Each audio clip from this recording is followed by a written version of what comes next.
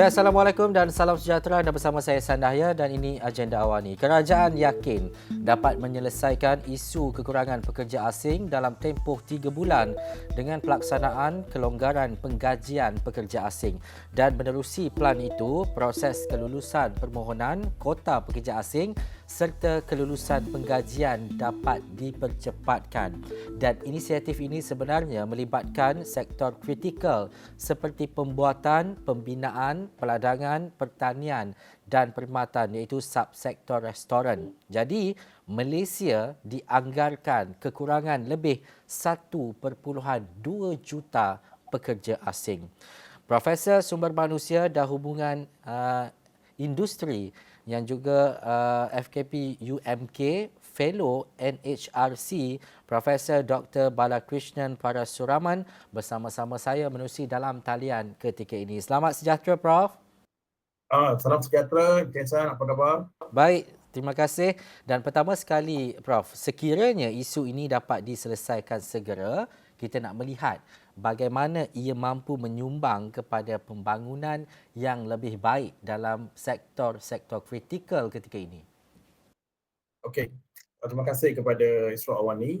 Kita telah banyak ada siri perbincangan ini ya. Ya. Saya telah dijemput oleh Isra banyak kali. Okey, berkenaan perkara ini, semalam kita nampak Menteri Sumber Manusia mengatakan plan kelonggaran kemasukan pekerja asing ini akan mempercepatkan kemasukan pekerja dalam sektor-sektor kritikal lah. Seperti mana sektor ini bukan saja sekarang kritikal, dia lama kritikal lah. Tentang perdagangan, pembinaan, and then now restaurant. Betul.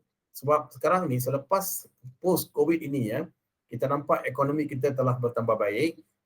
Dan sekarang ni labor market semakin baiklah, pasaran kerja baik dan patutnya bisnes kita akan bertambah baik. Jadi dalam konteks ini, sumber manusia ni sangat penting. Okey, tetapi bagi saya kita kena teruskanlah plan-plan yang sedia ada. Tapi kalau plan itu memberi impact yang baik, kita boleh mengubah sesuai. Tapi jangan membuat plan-plan yang baru yang sedia ada tu kita just tinggalkan. Jadi dalam konteks hari ini, dalam peredaran ekonomi kita untuk memulihkan dan juga dijangkakan di peringkat dunia pun ada mengatakan kemelesatan akan berlaku dan sebagainya. Tapi sebagai sebuah kerajaan yang bertanggungjawablah dalam konteks Malaysia ni, saya dah katakan Malaysia ni sebuah negara baik. Memang dari segi sumber-sumber yang kita memang antara terbaik kalau banding dengan negara lain.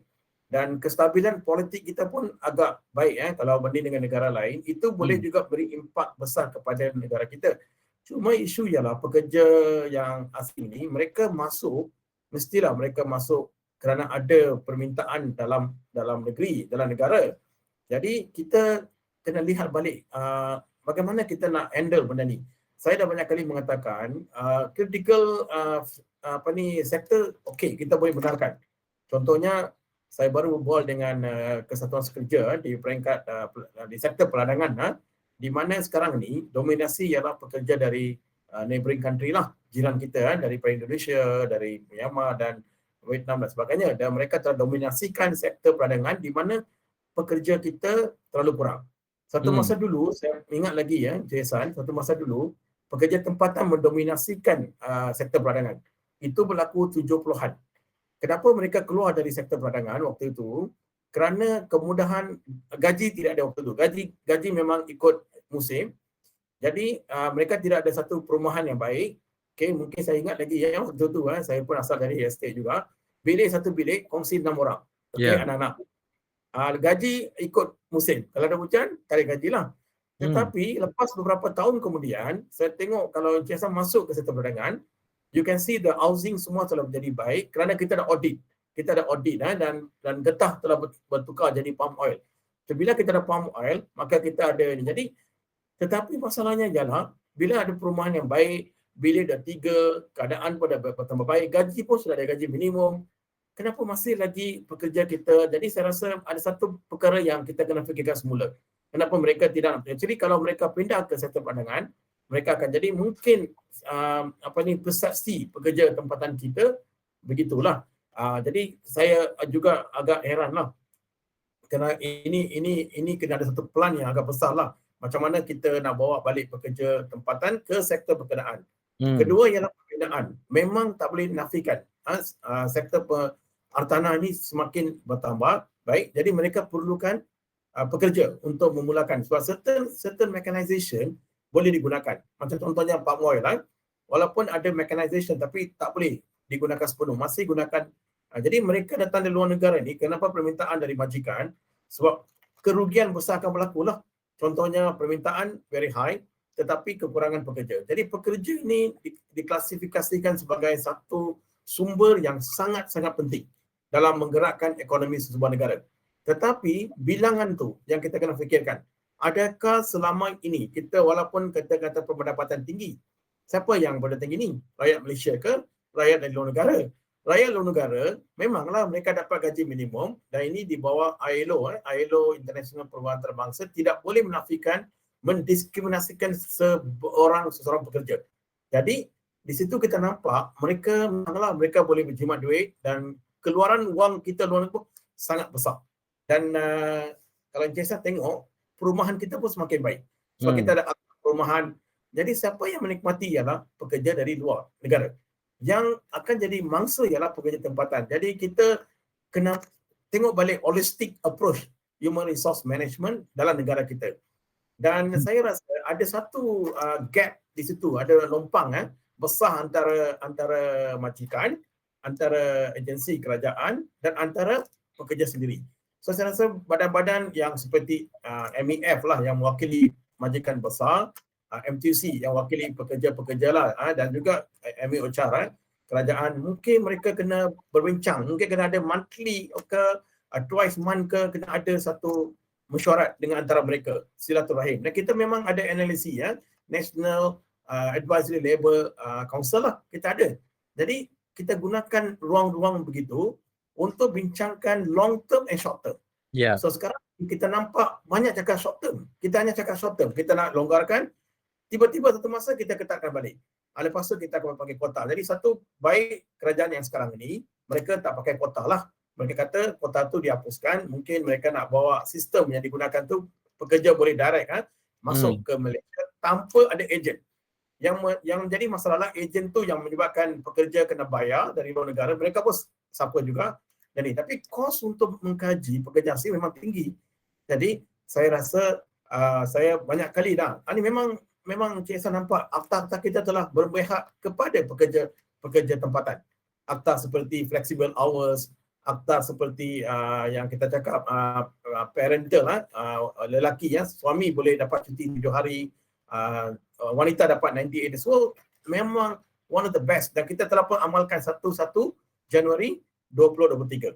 Maka still kita gaji pun dah daripada berapa? Saya ingat bawah 700 10 tahun lalu, sekarang sampai 1,500. Itu pun orang pertikaikan sebab kita boleh ingat gaji ini ialah untuk permulaan saja.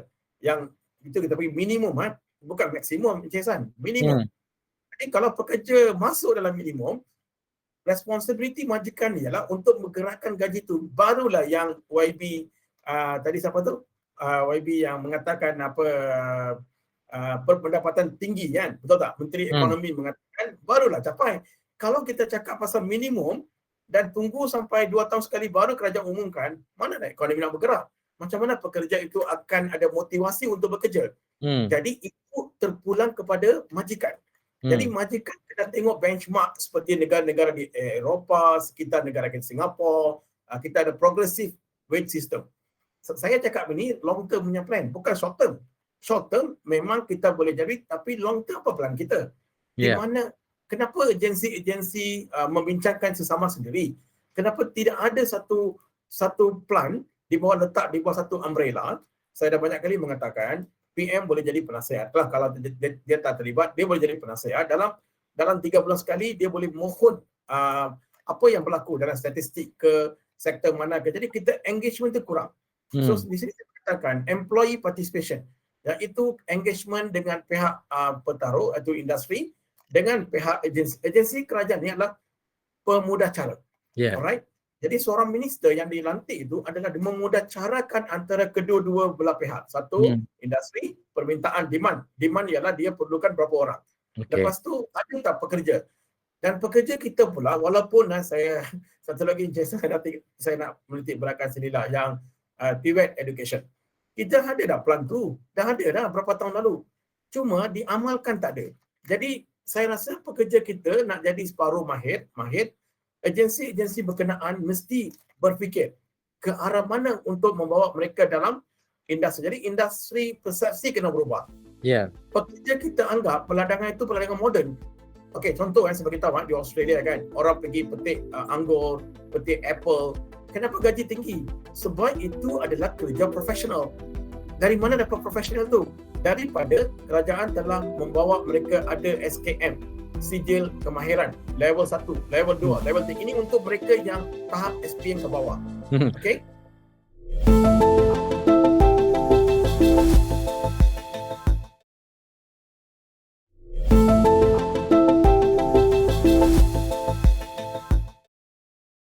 Prof, daripada apa yang Prof nyatakan tadi, ini berkaitan dengan pengurusan sumber manusia yang baik. Bagaimana kolaborasi ataupun menteri ataupun kementerian itu menjadi orang tengah kepada dua entiti yang berbeza dan sebagainya. Tetapi kita tadi Prof dah telah bercakap berkaitan bagaimana untuk meletakkan sesuatu pekerjaan itu pada tahap yang sepatutnya dilihat kepada kebergantungan Malaysia kepada pekerja asing dan sebagainya. Tetapi Prof, beberapa hari lepas Perdana Menteri Datuk Seri Anwar Ibrahim ada menyatakan bahawa isu berkaitan dengan pekerja asing ini bersifat sementara disebabkan kita telah pun menuju ke arah automasi dan juga digitalisasi.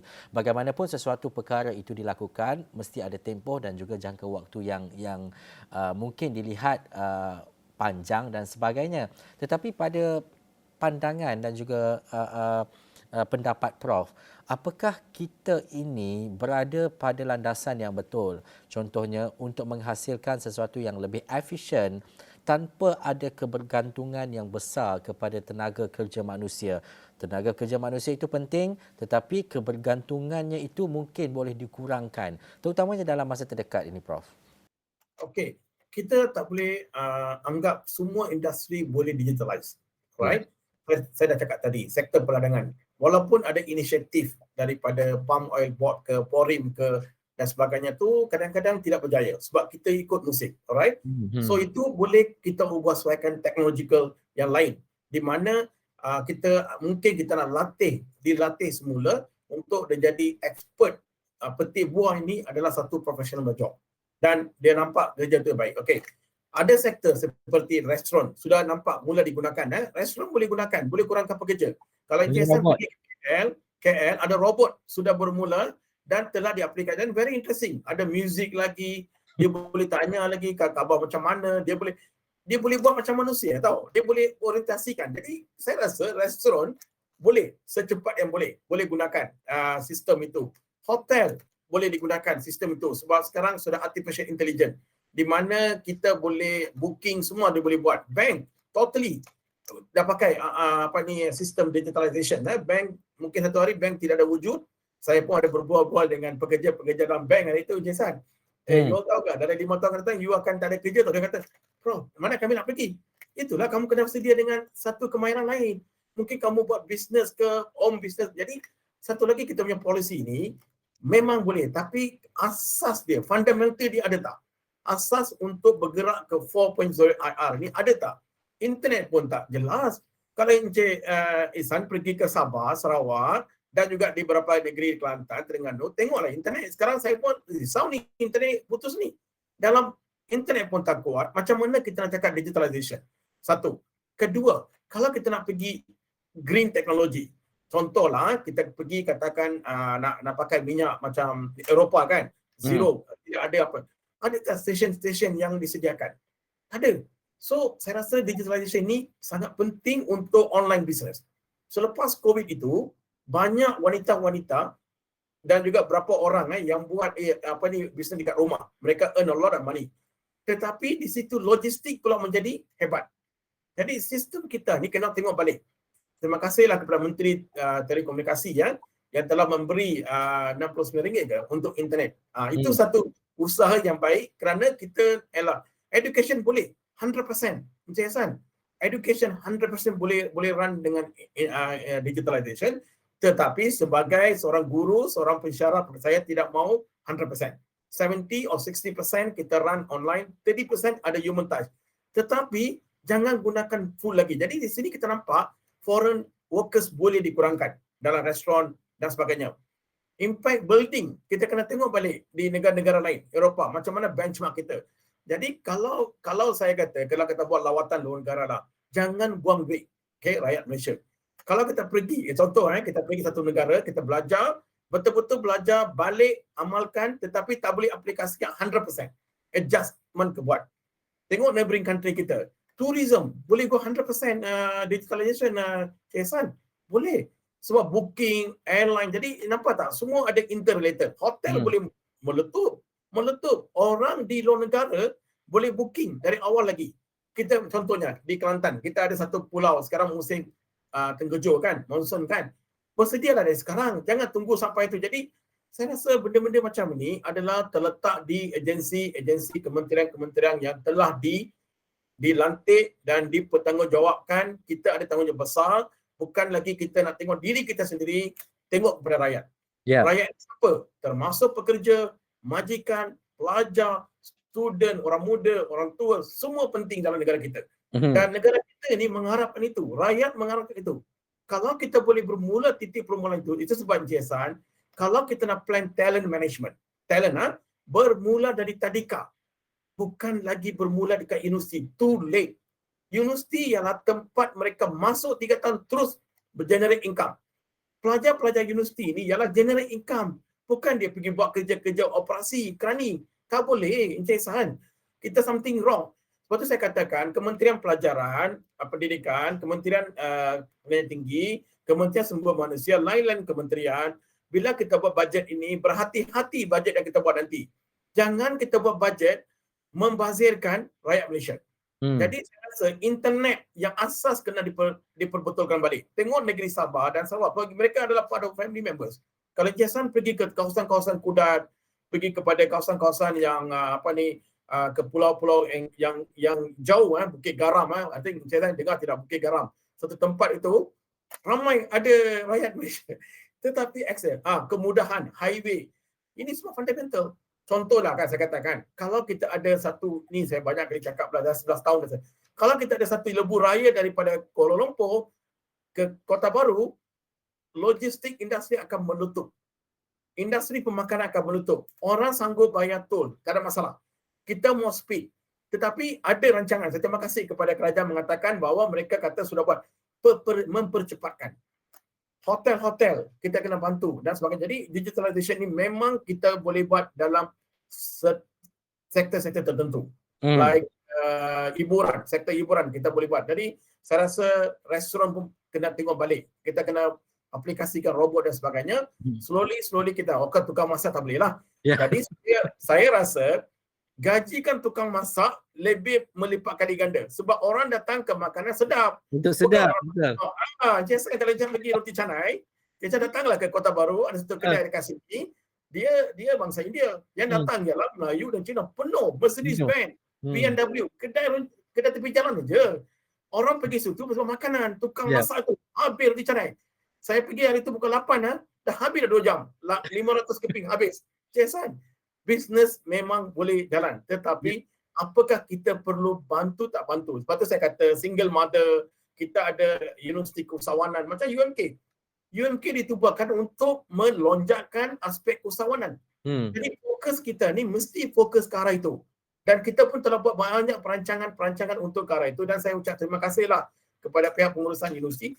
Tetapi agensi-agensi kerajaan mengambil usaha itu untuk menjaga semua rakyat Malaysia. Kita kena ingat rakyat Malaysia, bukan saya cakap ini. Rakyat Malaysia ini termasuklah orang asli, orang Sabah Sarawak, Semenanjung, semua sekali.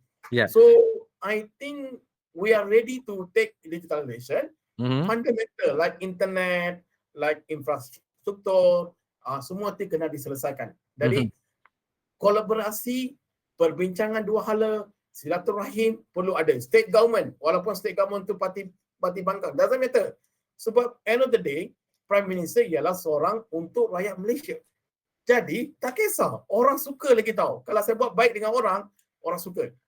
Politik tu lain, tapi cara kita mendekati isu lain. Jadi semua saya kata pegawai yang dilantik ke sama bertanggungjawab, termasuk saya. Saya ada tanggungjawab untuk memastikan anak-anak murid saya dapat kerja dalam sumber manusia.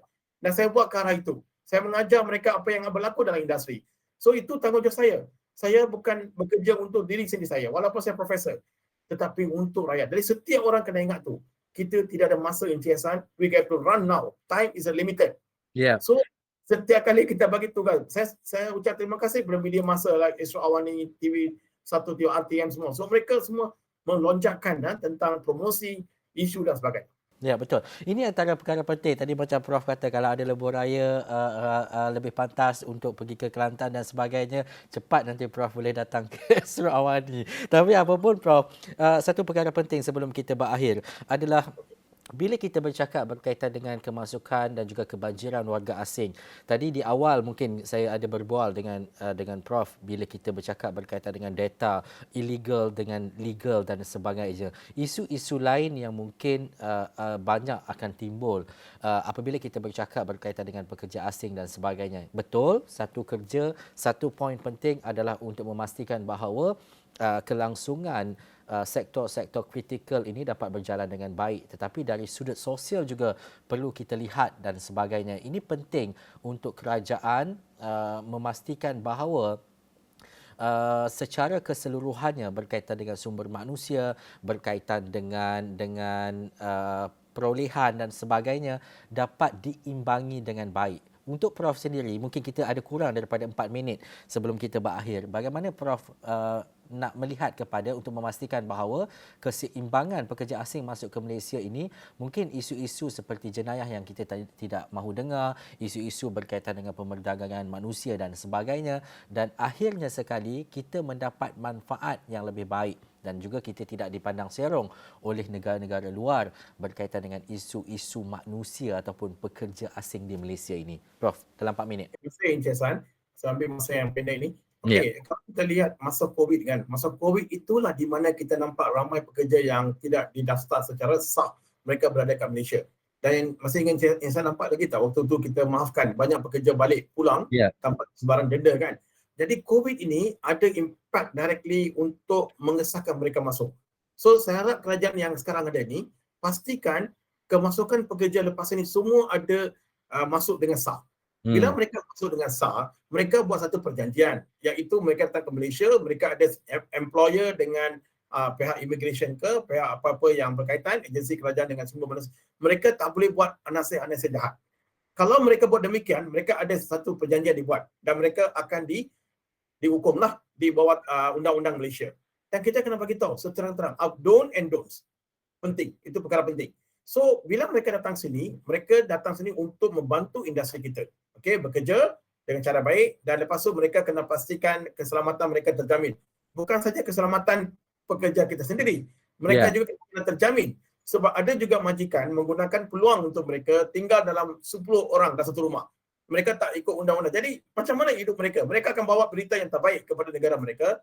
Sebab kita nampak negara jiran selalu mengatakan mereka dianiaya. Jadi, dari undang-undang, kita kena jaga pekerja tempatan dan juga jaga pekerja asing yang datang ke sini, tapi numbers akan dikontrol, dikurangkan dan disahkan. Lepas ini kita tak ada isu tentang numbers. Saya nak tengok statistik ada dikeluarkan. Sekarang ni tidak sebarang agensi yang bertanggungjawab keluarkan statistik berapa dan berapa. Walaupun ada number, memang ada number lah, legalize.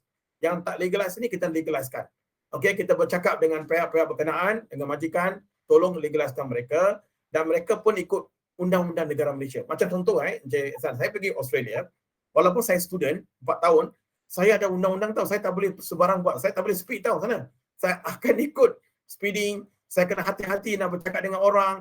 Kalau you pergi Dubai, jangan ambil gambar kalau ada wanita di tempatan, tak boleh ambil gambar. Semua telah diberitahu. So it's autopilot lah macam tu. Jadi kita tahu. Dan kenapa pula di sini mereka boleh buat demikian? Tak boleh. Jadi kita punya undang-undang the best, cuma kita punya implementasi pelaksanaan kita kena perlu bantulah. Jangan salah satu saja pihak yang akan, contohnya GTK lah, salah satu yang buat, mereka pun tidak manpower.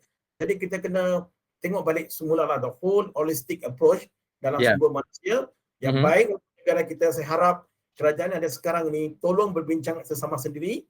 Saya rasa masalah kita takkan selesai 100%.